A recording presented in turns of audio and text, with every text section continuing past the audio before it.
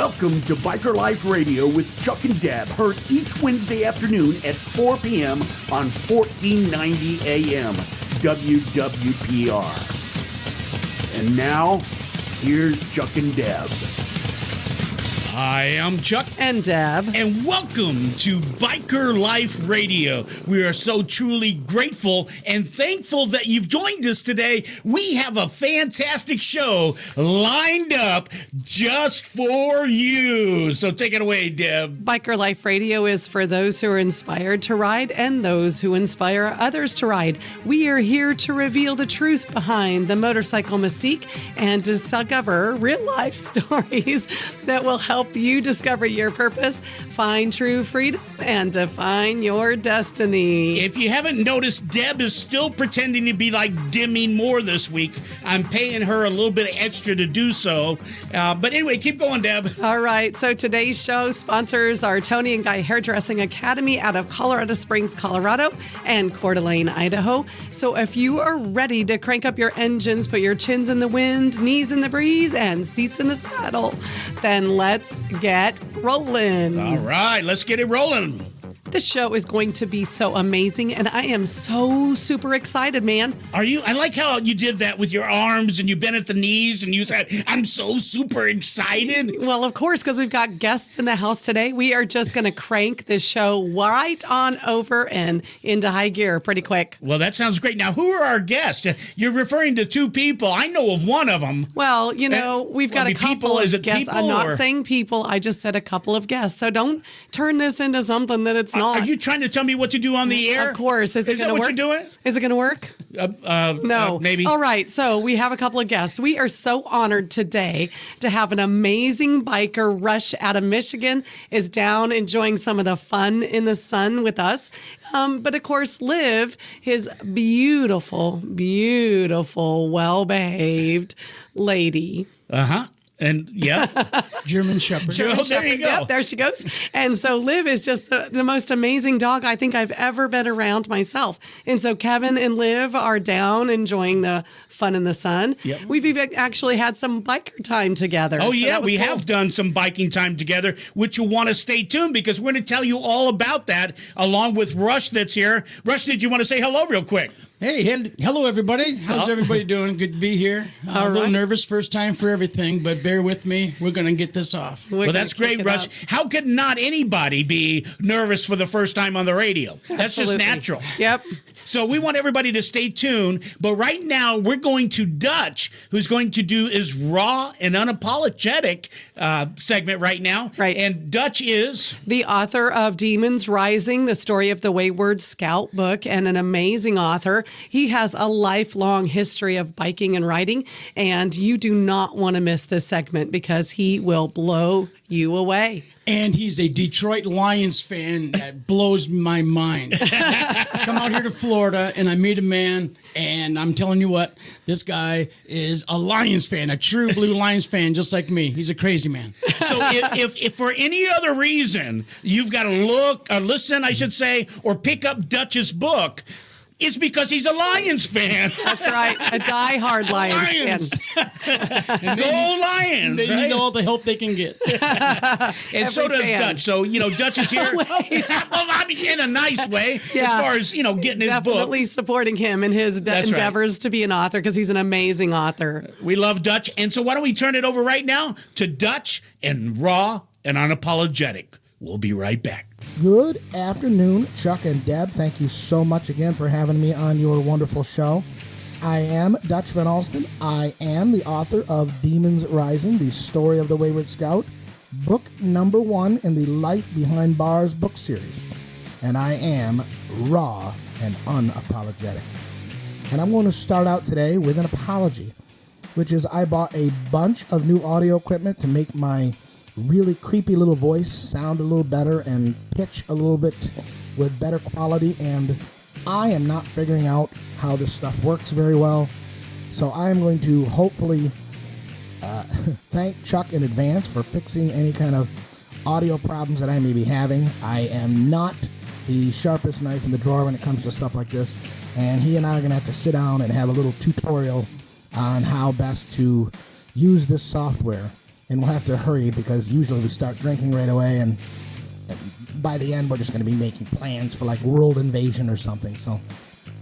So Bubbles has been better this week. I greatly appreciate all the effort she's put in. I see my papers are to the left of me, my coffee is to the right of me, and she just brought me a little glass of my favorite drink, which is 1 part bourbon, 1 part sour mash with a little splash of Tennessee Love. And then, and by the way, Tennessee Love, I'm not talking about like Warren Beatty banjo type Tennessee Love, none of that. But I want to do 2 different things today. I want to read a couple of letters that people have sent, and I also want to touch on Thanksgiving, which is tomorrow, which is always kind of an ironic day for me because it's a day we give thanks for everything we have, and then just a few hours later we are beating the snot out of each other at Walmart, fighting over the things we don't have. So somebody figure that out for me. But I know Thanksgiving sounds boring, and no, it's not going to be one of those, I'm thankful for all my family and all the wonderful things. I'm not going to bore you to tears, I promise. But I want to read a quick letter here from Joe. Wow, I can't pronounce it. Another Eastern European name. So, Wozniak maybe? Joe Wozniak? Close enough. From Rotterdam, New York. So, Joe, thank you for your letter. Joe writes, Dutch, what can I do to help educate ignorant people about the concept of what being a biker is? And I think what he's talking about basically is all the negative stereotypes that people have. And Joe, I'm going to give you an answer of kind of in reverse order. I'm going to tell you what not to do, and that is don't do what I did a couple of weeks ago. I was out in my front lawn laying there, and it sounds worse than it is. I was laying underneath one of the bikes trying to wrestle a loose nut, which I guess is kind of ironic, isn't it? And I could see in my peripheral vision a woman walking a dog and a little kid, and the dog kept barking and barking, and the little kid was getting nervous. So I just peeked my head up and I said to her, oh, don't worry about it. I like dogs, and, he's a cute dog or something like that. And this woman just grabbed her daughter and, like, pulled her head toward her body and just, like she was seeing the Elephant Man for the first time. And they walked down the road. So it's not anything I'm unaccustomed to, so I just ignored it and went back down on the ground and finished what I was doing. A few days later, scenario's very similar. I still have all the motorcycles out in the front lawn because I was cleaning out the garage. And first off, let me set the scene for you really quick. Out in my front lawn, I have a flagpole with the American flag on top and the Gadsden flag on the bottom. For those of you who do not know what that is the Do Not Tread on Me flag, the yellow one with a snake. And this woman slowed her gait as she was walking by my house and kept looking over at me. So I could tell she wanted to say something. So out it comes. Sir, which I love when they call me sir, because it's usually followed by you're making a scene or something like that. So nothing good happens after that. So she says, sir, I would appreciate. And that's another one. I love when people say that. When people say to you, I would appreciate if, what they're really saying is, you better do what I tell you to do, or I'll make your life a living hell. So she said, sir, I would appreciate if you do not talk to me or my daughter as we're walking down the road. So already I know what I'm dealing with. And a smart, rational, reasonable person, i.e. not me, would have just walked away. But I asked for clarification on that very broad and blanket statement. And she said something to the effect of my racist flag, which she pointed to the Gadsden flag, and how I'm just all about drawing attention to myself, and my motorcycle's out the front lawn. And I'd said to her, first off, the Gadsden flag is, and again, I started to explain it to her, and she interrupted and just said something inaudible to me, and again, I should have just backed off and walked away. But then I said to her, ma'am, you really should maybe just open up and read a book sometime and learn a little something about history. And she said, I happen to read all the time. And I thought, well, I don't just mean the instructions to the blender that you just bought. I'm talking about read an actual book and figure out what you're talking about. Then she said, I just like to draw attention to myself. And then she included everybody in the neighborhood because she speaks for everybody in the neighborhood, apparently. She said, we all know you just like to draw attention to yourself and your motorcycles and your flag and your dogs and your music. I thanked her for her Psych 101 interpretation of my life, to which, again, I'm responding to this woman. Again, to which she said to me something to the effect of, oh, I suppose you have a master's degree or something. And this idiot just kept talking and talking. And the idiot is me, by the way. I just kept responding to her. And I said, as a matter of fact, ma'am, I do have a master's degree. I'm a master's level clinician.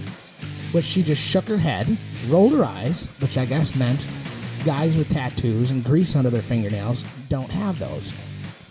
I said, I happen to know you work at the bank down the road, okay? I happen to work in a homeless program in the city of Tampa. I go into the homeless camps. I go into the homeless shelters and have one-on-one clinical sessions with these people. Again, I don't know why I'm defending myself.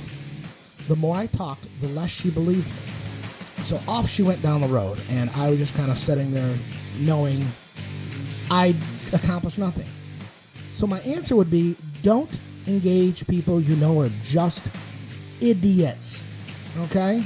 And they tell you who they are very quickly, through words, through actions, through inactions. You need to pick up on who's an idiot quick and just let it go.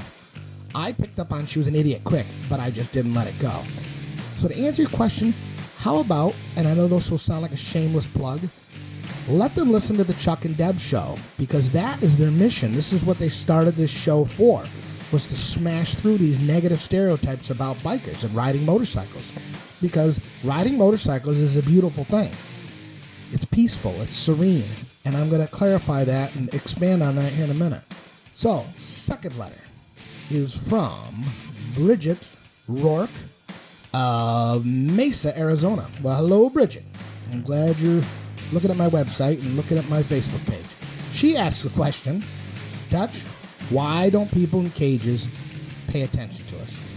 Easy answer, Bridget, and you got yourself a free book with an easy answer, and the answer is they are idiots. There's no real other explanation for that. So I want to get on to Thanksgiving real quick, because I don't want to take up a lot of your time. You guys came here to listen to Chuck-n-Deb, not my incoherent ramblings.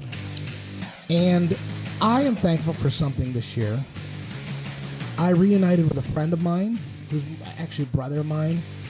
I mentioned a guy named Sean Kemp last week, and Sean and I talked quite a bit. He mentioned that a mutual friend and brother we have, Dwayne Lanzillo of Rochester, New York.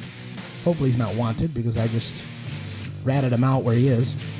And his nickname is Zonk, by the way. He's had that nickname his whole life.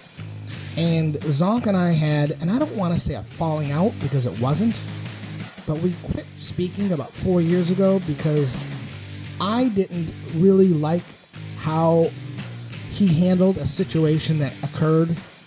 But Sean, to his credit, kind of pushed me to think, and I had to flip the script, as they say, and I came to understand that if the situation was entirely reversed, I couldn't have, and no, I said couldn't and not wouldn't, I couldn't have come up with a different way.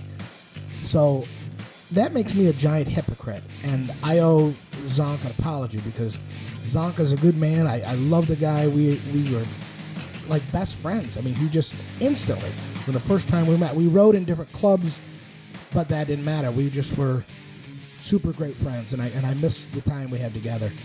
Of the times that I can actually remember, very few I can convey through this microphone right now, but you'll just have to take my word for it.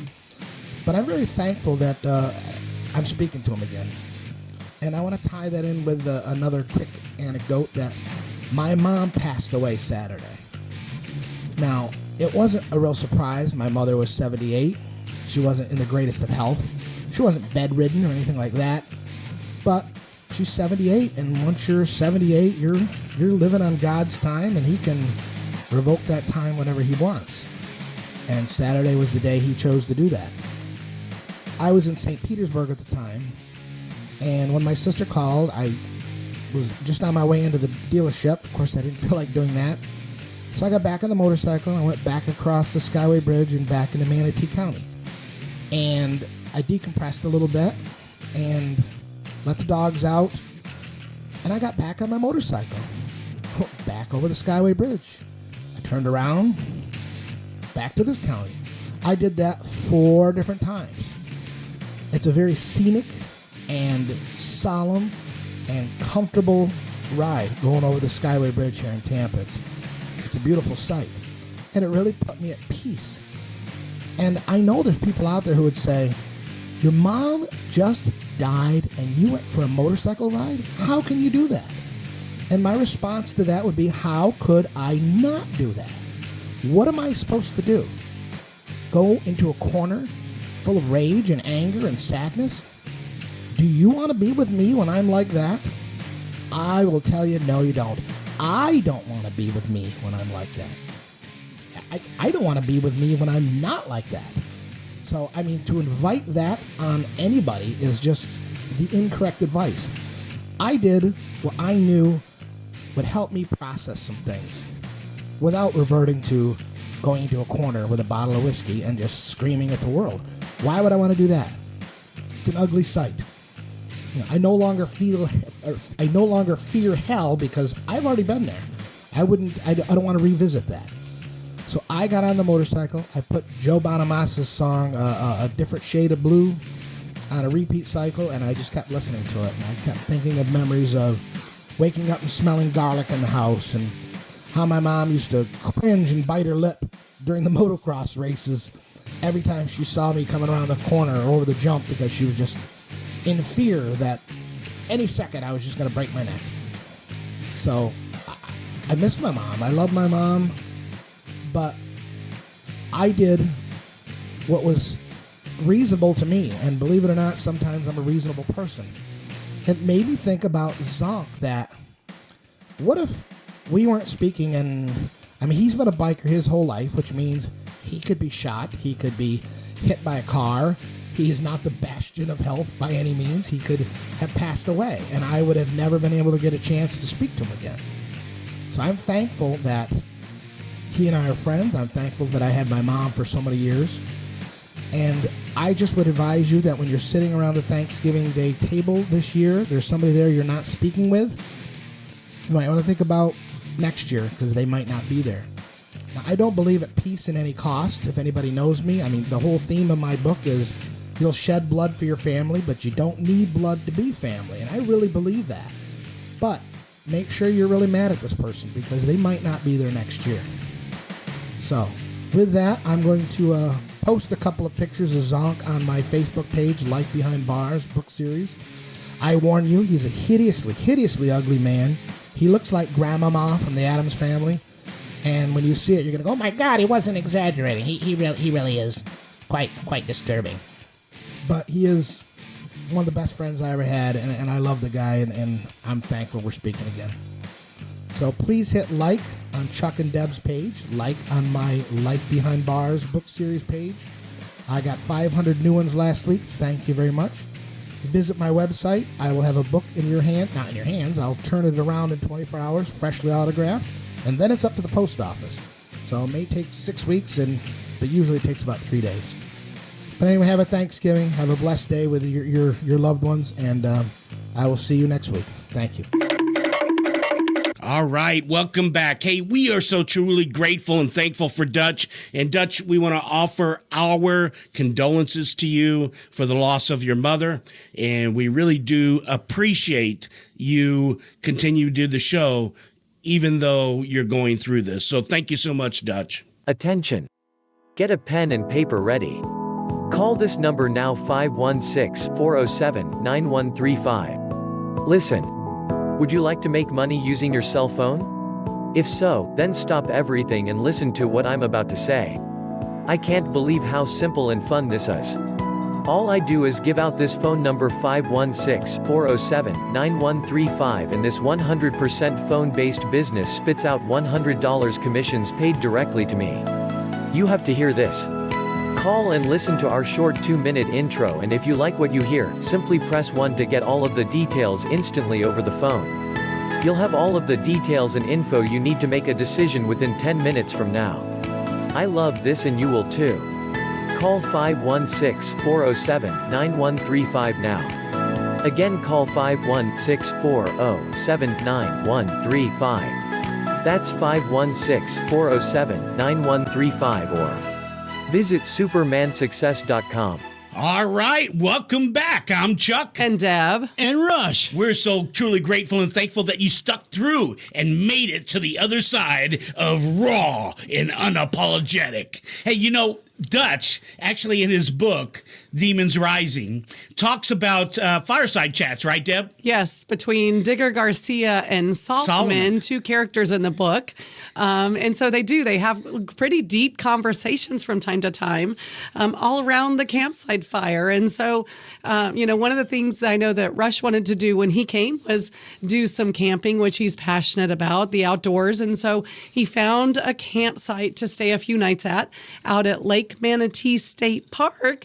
And why don't you talk a little bit about that, Rush? Great park, people. And I tell you what, if you haven't been there, you got to get there. It is just really sweet. A lot of trails, great sights, good people, good service, good place to go and check out. So I remember that we had to get some firewood from the park rangers. Well, back it up just a minute. The first night you went to get firewood, yes? Oh, there's a story behind there's that, a story right? about that. Yeah, we went up there to get some firewood, thinking I was going to be all set. And they said, well, we're all out. And they said, but you can go 6 miles down the road and go to a gas station and get some. And, well, I did so. And but it was kind of like gopher wood. I did have some wood for the first night. But it was just a wonderful time. Now, you defined gopher wood as? Well, wood that you put on the fire, and then a few minutes later, you got to go for some more and put on to keep the fire going. It was pretty dry. It wasn't hardwood, but I tell you what, it was still a campfire, and I loved it, and it was wonderful. There you go. So am I up to proceed now? Because I've forgotten already where I'm at, Deb. So why don't you take over? Well, night number 2 was when you guys really bundled up the good wood. And Rush is an amazing fire starter. Not only that, but he kept it going all night long, which was really cool. So we invited Dutch and his significant other, his wife, out to do some of that fireside chat. And unfortunately, she was tied to work, couldn't come out. But Dutch did join us, and we had some great fireside time. Yeah, it was great to have you. Honolulu Blue. Yeah, it sounds good Dutch, to me. I don't know. Maybe there's a connection there. I don't know. What can we say? We don't know all these things. Yep, exactly. So we did. We actually had a great night at the fire out at the Lake Manatee State Park. It was fantastic.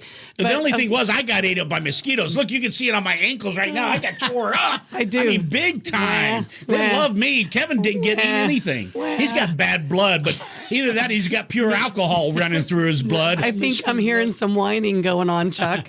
From Kevin? I mean, Rush? No, from you about your bites. Oh, from me. Yeah.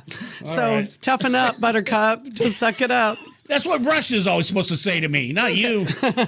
I say a lot of things to Chuck. Yeah. One of the only few, well, not true. I've got 2 in here that can actually gang up on me. Well, we've got to stick up for ourselves when it comes to you because you're a pretty tough guy. Absolutely. Yeah, that's right. Let's not focus on me. Okay, moving on. Anyway, let's talk about me a little bit more. You're too funny. So, so we did the fireside chat. It was a great time. The one thing I was a little bummed about is I didn't bring all the stuff for s'mores. And, that's just kind of the campfire thing to do. But you're perfect in every other way. Well, no, not really. But thank you for saying that on the air. It makes me feel good. But, I think Rush has got plans to do some more camping. So I said that's the one thing I got to make sure and put on my shopping list besides the hot dogs and hamburgers is stuff for s'mores. She was so worried about the s'mores. But when I talked about Rush, about how my legs got eaten up, she didn't care that she didn't bring the citronella candle, right? Yeah. No, actually she did. She was so wonderful that she actually took off and went up to the store and brought some spray because they didn't have anything else. Right. And of course, my timing is perfect. And I get back and the mosquitoes are gone. They were gone. Okay. They were gone. Well, they seemed gone. I think they ate them all because they sort of got into the food.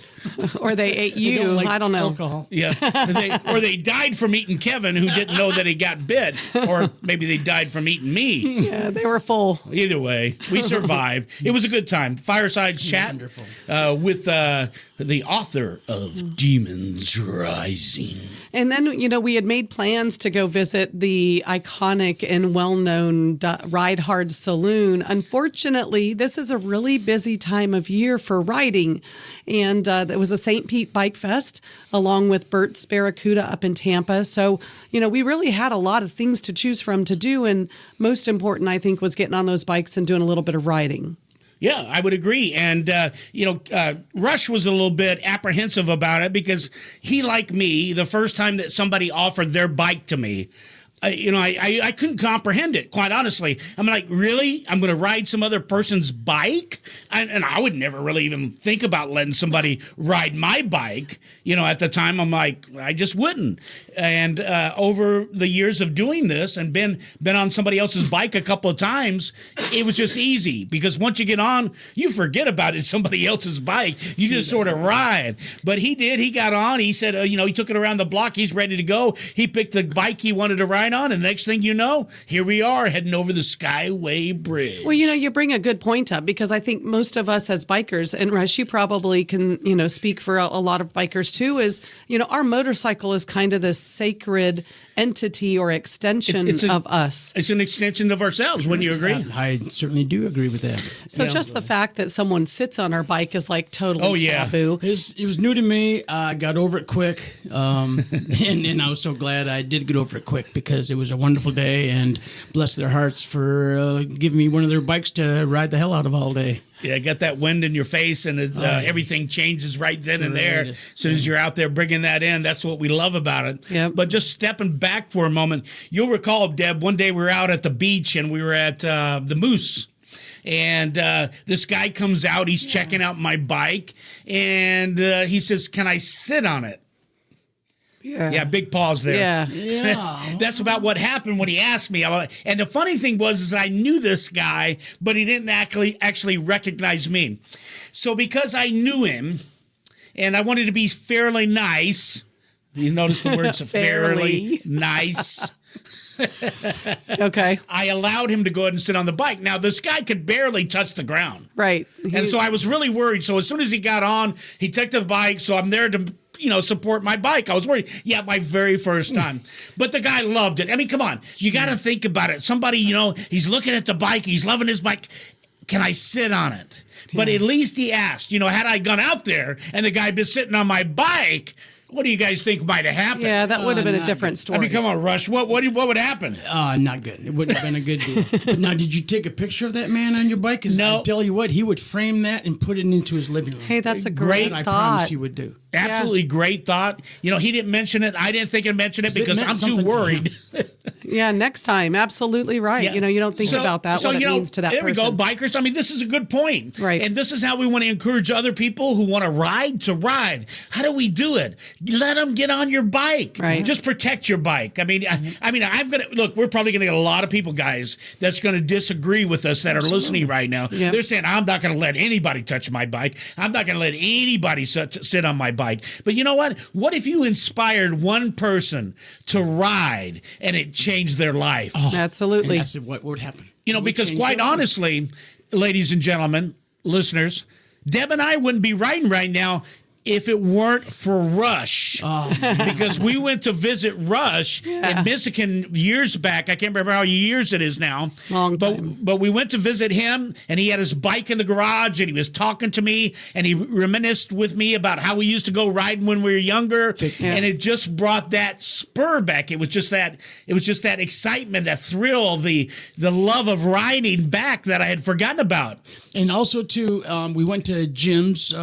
Oh, that's right. And then we sat on some bikes. I asked Chuck to sit on some bikes. And then I asked as a friend to another friend to make a promise that he would take a Harley for a test drive. There you go. And next thing I know it, well, the rest is history. Look at Chuck-n-Deb now. Yeah. That's absolutely right.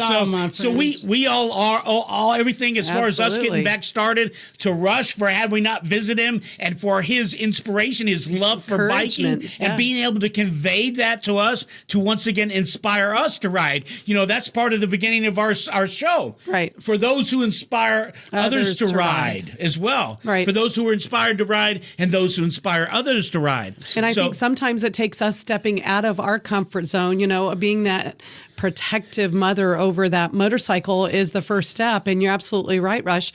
That gives people an opportunity to feel maybe something that they've never felt before. And, then now, if I sat on it, holy cow, what if I rode that baby? Amazing stuff. Yeah, absolutely right. So let's do that. I think it's a great idea to inspire others to go out there. And if somebody's eyeballing your bike, spot your front tire. Let them sit on it. Spot your bike. Let them sit on it. Let her, whatever, sit on it, and let them have that wonderful feeling. Right. They would love that. I agree. And so let's go for it. I mean, let's take that risk, and you'll be amazed. I mean, just think about it. I mean, see, when we're talking about this, I see the vision in my head. Somebody's just there, and they're sort of gawking at your bike or whatever. And you walk up and you say to them, would you like to sit on it?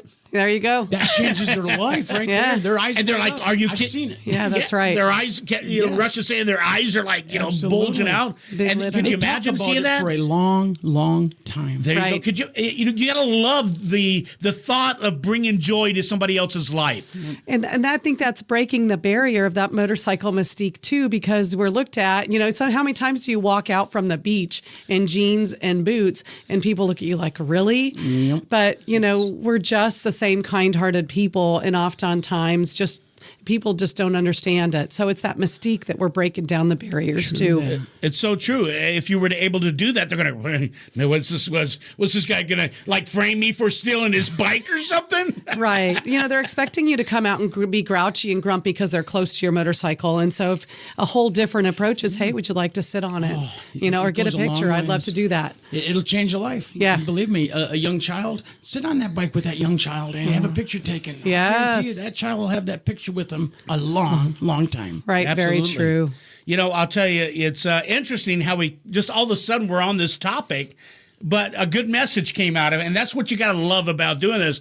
Our show is totally unscripted. We just hop on a microphone, and that's why Rush is on the other side. He's like, I don't know what these guys are going to throw at me. And we're like, look, dude, if you guys knew Rush, you would fall absolutely in love with him. As a matter of fact, he went out today. I don't know how many friends this guy made just in a day. Seriously, no matter where Rush goes, he's making friends. Isn't that right, Rush? Well, it sure seems that way, but it just turns out that way. Yeah. I'm just fortunate and blessed in that fact. Well, I think that's because even though you say you hate people, like I say sometimes, really deep down inside, you actually, I don't want to put words in your mouth. I'm definitely a people person. I just have my moments, and I have.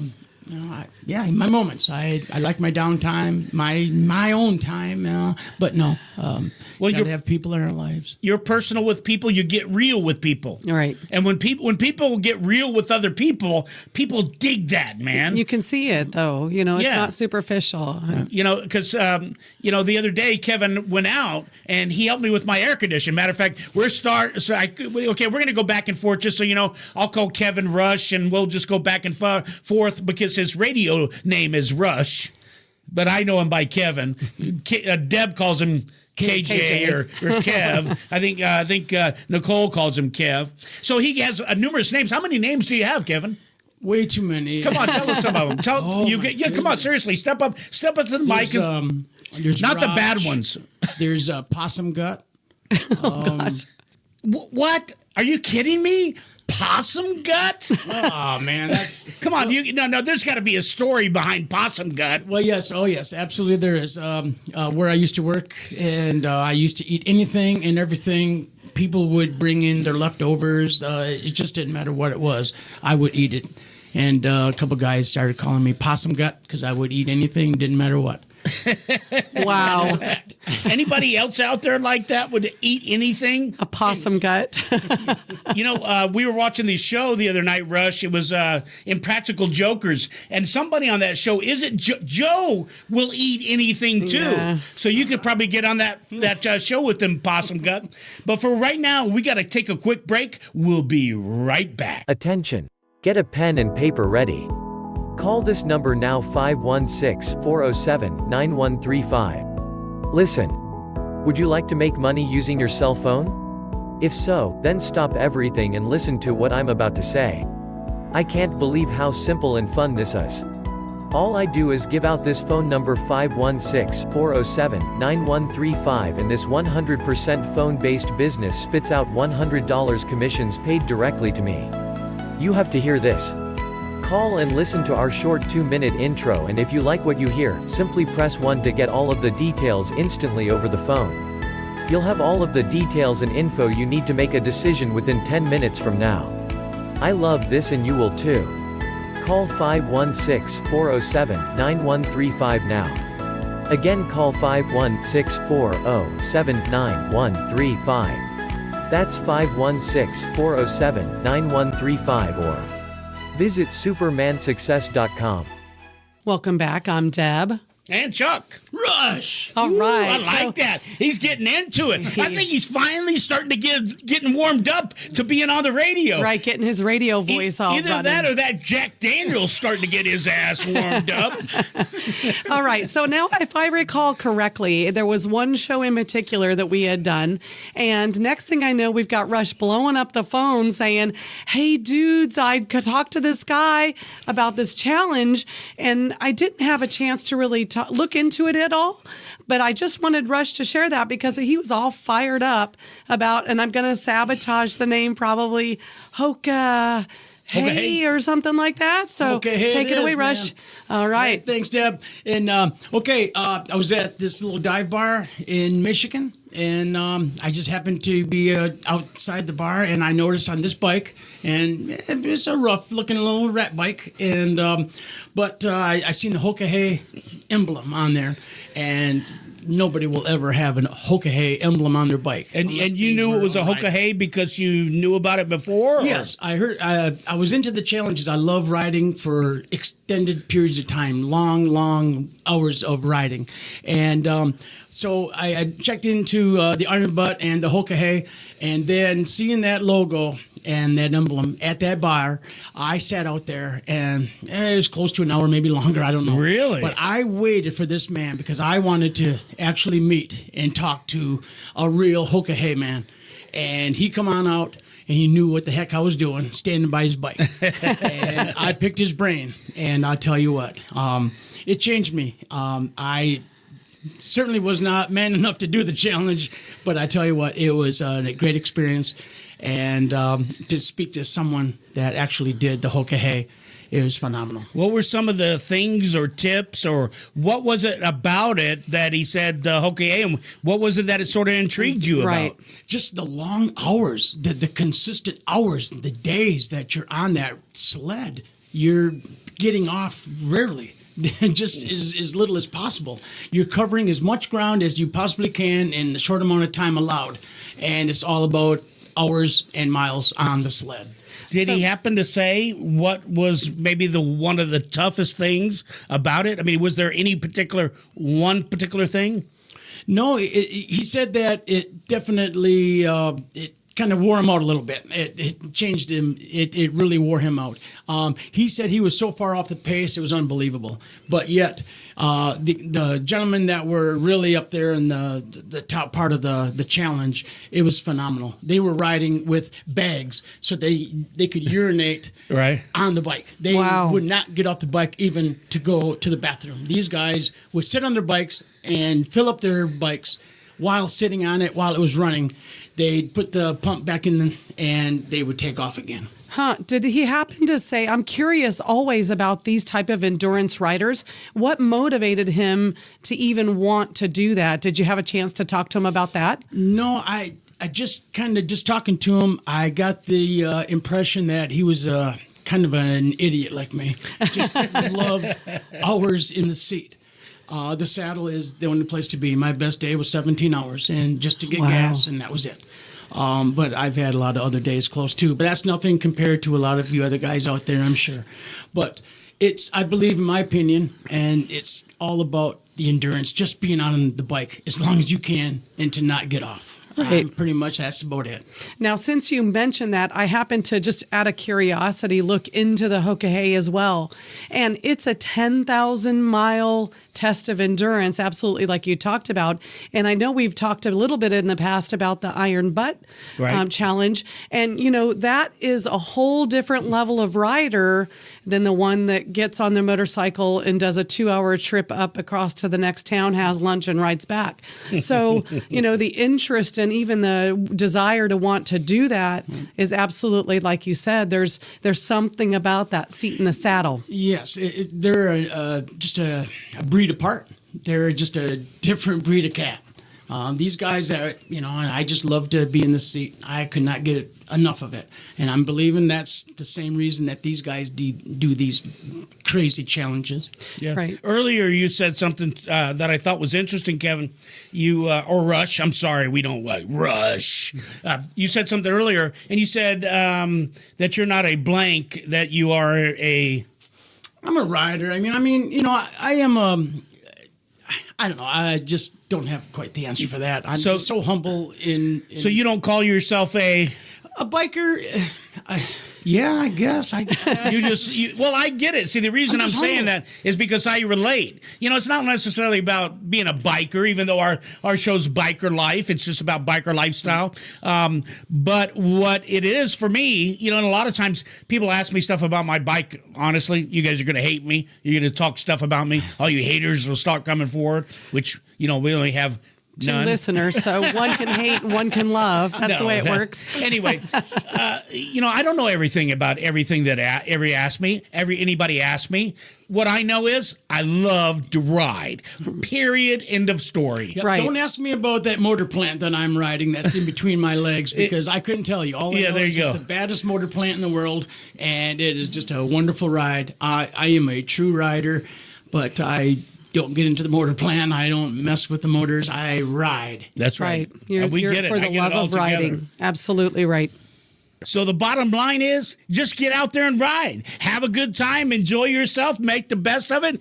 The heck with all the other stuff. You're going to have those guys, those gearheads, all that other stuff. They're going to decide, or they're going to try to decide for you whether you're a biker or not. But that's for you to decide. Right.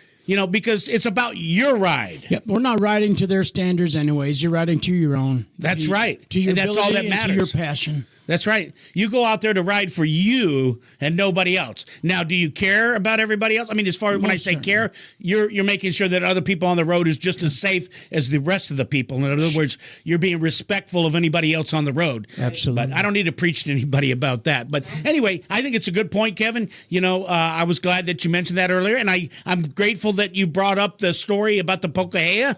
We didn't know about that until you mentioned it, and there's a lot of things we don't know about. That's what's wonderful about being able to do this show, because it's like almost every week, almost every day, we're learning something new about the motorcycling industry, the motorcycling culture, and it really is starting to get like loads of fun. Absolutely. And, we do learn each and every day. And I wanted to give our listeners a little bit of information about the Hoka because it was new to us. So Hoka, HOKAHEY challenge.com is the website you can go to find out all the details. There is a 2020 challenge coming up. So if that is for you and that long distance endurance type of riding is for you, then by all means, go check it out. Get enrolled. Let us know. We want to hear from you. So please let us know. Yeah, that'd be really neat if we had some of our listeners that went out and actually took action. Oh, love to hear from you. And actually did something about that, because that'd be great. And actually, we're open to interviewing anybody that did it. So, Kevin, it's too bad you didn't meet that guy and say, I know these guys, but that was a long time ago. Right. And we could have got somebody on the show. We'll do that. We'll do some of that in the future. So Sure. We'll plan on that for sure. But we're just really grateful to be where we are today. And I think what we've got to do right now is take a quick break, and we'll be right back. Attention. Get a pen and paper ready. Call this number now, 516-407-9135. Listen. Would you like to make money using your cell phone? If so, then stop everything and listen to what I'm about to say. I can't believe how simple and fun this is. All I do is give out this phone number 516-407-9135 and this 100% phone-based business spits out $100 commissions paid directly to me. You have to hear this. Call and listen to our short 2-minute intro, and if you like what you hear, simply press 1 to get all of the details instantly over the phone. You'll have all of the details and info you need to make a decision within 10 minutes from now. I love this and you will too. Call 516-407-9135 now. Again, call 516-407-9135. That's 516-407-9135 or visit supermansuccess.com. Welcome back to Biker Life Radio, or what? Or what? Or what? I love it. Oh, gosh. Oh, man, we're having loads of fun in the studio, let me tell you. That's There's even right. going to be more fun right after this. No, I can't wait for that. Yeah, So, yep. and we could take all of you with us, but there's I don't only know. limited room. Right, they laws can't against that handle in the some fun. states. So we're going to shift gears and really bring it back to home because we did get out and do some excellent riding. Bird's Barracuda and the St. Pete Bike Fest was going on this weekend, and we did an amazing ride. Took Kevin to places he'd never been on a motorcycle before. Yeah, those over strip to- joints were the best, weren't they, Kevin? Always. Always. They got the way man. with their poles. Ladies, have mercy on me, please.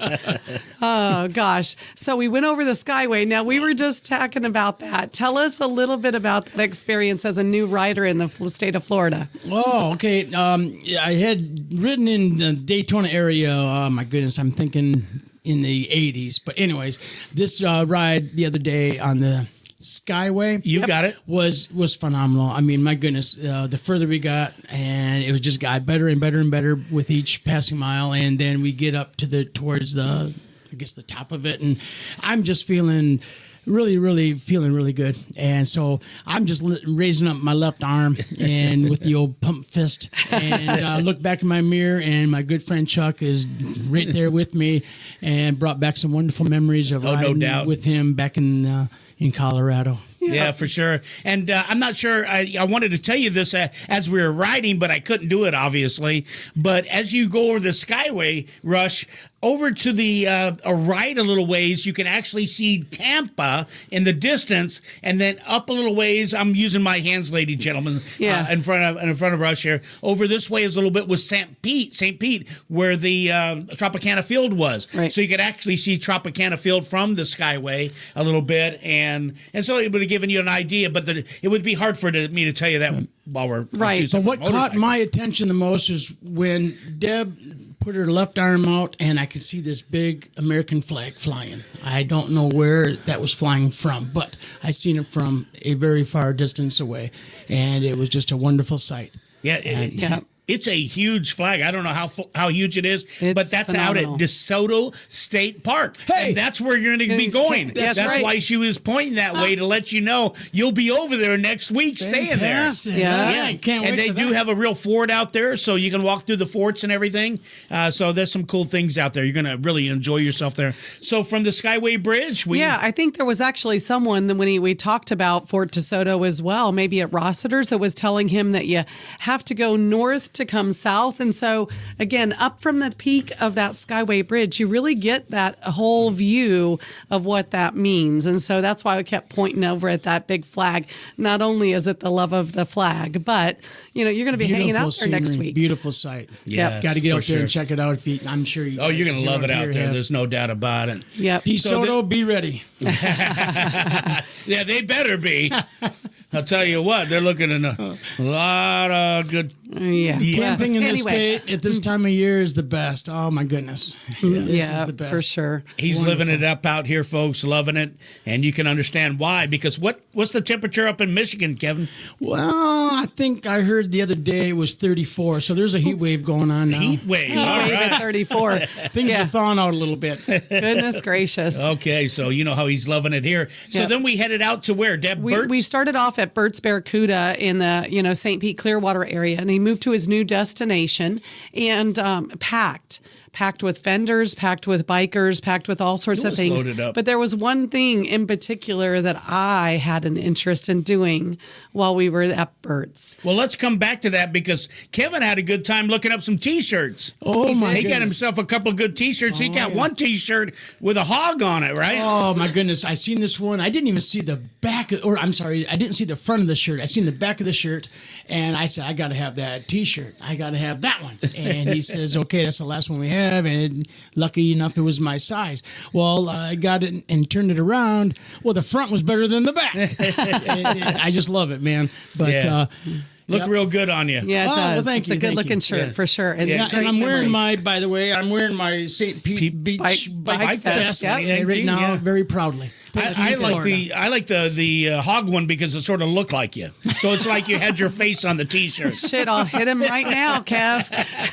That was a compliment. It was. Oh, really? I've heard worse. Okay. And then, of course, he was signing up for everything, and we signed up for a bunch of free things. so we're and going to win raffles, so, yeah. motorcycles and cash and all sorts of fun Yeah, stuff. we're all like in this winner's mode now, but Ready. Yeah, I'm ready. you're right. Yeah, if they call, I'll be So, ready. as you were saying, so we did that. Then we got split up from Kevin. Yeah, and then it was a in the little meantime, frantic. or a rush, I should say. And then we went. I knew they were doing some demo Demos. rides. And so we headed over that area just looking for Rush. And lo and behold, guess what they're doing? They are demoing the Livewire. Now, who other than me is going to test ride the Livewire? Of course, Chuck. So we sign up, we get ready to roll. And while we're waiting, hanging out, talking about helmets and big heads and all that. Hold on, good we got to stuff. get to that. Don't just bypass the big head thing. Matter of fact, let's go ahead and address it right Let's now. stop with the All right, big head So right here's now. the story. I go in to get my helmet, and it's the second time I'm in there because the first time I went in, I didn't find a helmet I liked. Still didn't the Or second your time. size. Oh, I had the size. That wasn't the problem. So I come out with the helmet that I had to wear, and these two guys come and walking by, and they're sort of joking and laughing. And the guy says, "What size is your helmet?" I says, "This is double X. See, it says right here." And he says to his friend, "See, I told you, his head is way bigger than your head. You'll get a helmet, no problem." I mean, what was that all about? The I mean, setup. I know I've got an El Grande head, but these guys were complete strangers. Tell him it's full Man, of brains. It Sharing hurts my love. little feelings. Yeah. What's more of that wah, wah, wah? Goodness gracious. So as we're hanging out waiting for our ride to begin, we see some who other than the West Coast Florida riders. Of So course, Shannon everywhere you and go, there's the Dave, West Coast Florida riders. They were, and they said that a huge group of about 30 had just left the dealer heading down to the beach for the rest of the event. So that was kind of cool. Yeah, and there was Dave and Shannon, and man, I got to tell you, I love Dave and Shannon. They're the what? best. I haven't met anybody with the West Coast Florida riders that I just haven't liked. These guys They're are awesome. just a great group of people, and Dave and Shannon were just so kind, and Dave's just a good-hearted person. You could tell just right off the bat. And then Shannon was such a sweetheart. She made sure that she got pictures of us on the bikes. Now they And- didn't recognize me. They recognized El Grande. Oh, head. yeah, there you go. They just saw this huge head sticking out of the Chuck, crowd. there's Chuck. And they were- yeah. Okay, so I'm. they were pretty pumped for us that we were actually doing the test ride because they had not signed up yet. Yep. And so they wanted to know what we thought, and we have to be sure and talk about it because I have to tell you, we were a little skeptical initially about the Livewire. Harley Davidson's been putting out all sorts of really cool stuff about it and all the things that it can do. And after test riding, I can honestly tell you, if I had 30 grand to pop down tomorrow, I'd probably buy two. Well, I think you'd have to have more than 30 grand. At least I'd have to have more than No. 30 grand to prop down. In other words, I'd have to have a whole heck of a lot of money. Like, meaning 30 grand doesn't mean anything. Well, like 30 true. grand is like 10 grand. Right. Well, the orange one is 30. So that's. I know, but the 30 grand, I'm just not paying 30 grand. But it was a fantastic ride. All right. So what'd you like best about the ride? What I liked best about the ride is I felt like I could pop wheelies on it. Rush got it. The only time in my life I could pop a wheelie, right? On a demo ride. On a demo ride. And I'd give that thing gas. The front tire would lift off the bike, off the asphalt. Imagine that. And not only that, as I was going, if I really pulled back the throttle, I'm pretty sure I could hear screeching with the tires. Okay. Yeah, and by the way, I left all those demo riders, especially the ones talking about my big head, in the dust. So there were a couple of rules before the demo ride. Oh, of course, I'm a rule follower and Chuck is not. So the one thing they said is do not pass. And, most of the time, our experience in demo riding, it's been up in Daytona, and they have this course mapped out. You just ride the course. Though. I like that course a lot. Right. This course was actually led by a lead rider. So I was a little apprehensive about that because, the Livewire is all about speed. And I was ready to test it. They did take us on a road where we could open it up and hit the speed. And although statistically the Livewire says 0 to 100 in 3.1 seconds, I can say I was up to 60 in 2 at least easily. So 0 to 100, how many seconds? 3.1. I believe it. No doubt about it. These bikes are fast as you know what. Can't say it on the radio, but they are fast and they move. And it was neat. Deb was like, I feel like I'm in Logan's Run.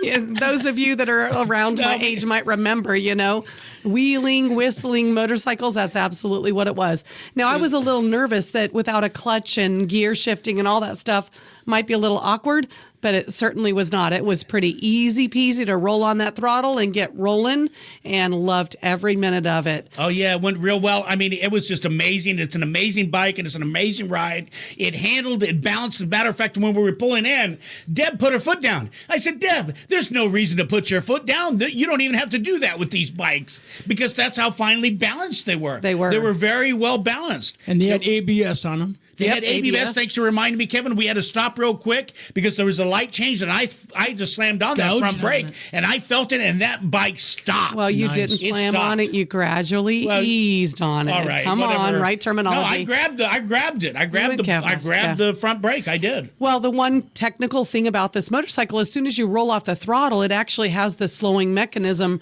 Depending upon the mode, it slows naturally a certain way, and that was cool. It worked amazing. Real quick, because we got to keep moving on here, but Dave actually mentioned when we were talking to him how this would be a great bike for like camping. Right. Yeah, I could see that off the road kind of stuff, but actually on the road, it's a phenomenal bike. We shifted the modes while we're on it. Right. We tried the traction mode. Yeah, it was a little stayed on the highway mode. The guy even told me before I left, stay on the highway mode. Well, and that brings up a good point because I know Harley has some adventure bikes coming out next year, so you need to make sure and stay tuned. I can't wait. I can't wait either. But they're not going to be electric, though, I don't think. I don't think so, but they're going to be on-road, off-road motorcycles, and you know what? Harley is just really pressing the limits and going to all places. I cannot wait. The only thing, Carly, if you're listening, you know what? If you could lower this price, I tell you, Gary, what? You lower this price around $15,000, those things would be out the door. Because number one, here in Florida, those would be a fantastic bike to ride. There's no heat coming off. Right. And, I guess we get, 100-something miles? 110, they were saying. I saw 146 on the specs, but I think you'd do yourself a favor. You could afford to lower it to 30 to 15. They'll probably move fast. And they're cool looking, too. They really are. All right, so that's that. And then what we did is we headed out to the resort. You remember what took place with that, Rush? Yeah, there was some concerts going on. There was a lot of beer drinking going on. And we had great parking. Fantastic. We had some friends hook us up. So big thanks to Mark again from the West Coast Florida Riders from hooking us up with the parking with his in-laws and his wife, Brandy. Her parents let us park there just a block, just right around the corner. Away from the event. Yeah, it was just unbelievable. And but we had a great time. We stayed a short time because we had a long day, and we headed back. We had a good time. Anything you want to add, Rush, about the whole trip and what you liked? How about coming back over the Skyway? Did you notice anything coming back? No, it was How dark. about the color? How about the color? Yeah. The lights on the bridge. Were totally lit up. I thought you saw that. I saw you make a remark or something, but they actually the bridge was lit up. I thought orange. And the best I could tell, the lights under the pillars of the bridge were changing colors. Huh, that's cool. I think it was brighter and then lower. I'm pretty sure that's what I noticed, but it really looked cool. And if you noticed it as we were leaving Treasure Island over that one bridge, you could see it off and to the right, all lit up. And actually, I saw a picture of it on Facebook like that, and it just was cool to actually see it live. Phenomenal. Anyway, we have such a great time. It was a great ride. It was great to take Rush out on the bike, and I'm so glad he made it through getting over riding another person's bike. Amen. Because it made a world of difference. It wouldn't have been the same, Rush, if you'd have come all the way down to Michigan and the great state of Florida and not been able to hop on a motorcycle. Right. We had them all ready to go for you. Right. And hey, we're not done yet either. Right. So people don't be shy like me. If somebody out of the generosity of their heart offers you their bike, please take up on it and ride this beautiful state. I would have just kicked myself in the butt if I would not have. I'm just grateful to have our opportunity to ride in this state.